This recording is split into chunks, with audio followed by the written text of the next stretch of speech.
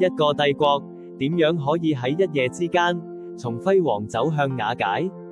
你哋有冇諗過，歷史上有無數嘅文明，佢哋嘅命運其實係掌握喺一個簡單嘅選擇度。今日我哋要講嘅就係關於一個王國嘅沉痛故事。喺聖經列王紀下17章16節，有一句令人深思嘅話，佢哋離棄耶和華佢哋神嘅一切誡命。呢句簡單嘅句子揭示咗一個國家走向滅亡嘅關鍵。以色列人曾經係蒙受上帝祝福嘅子民，但係佢哋慢慢咁偏離咗神嘅道路，轉去追隨偶像同埋世俗嘅風氣。呢個故事唔單止係講歷史，佢更係對我哋今日嘅提醒。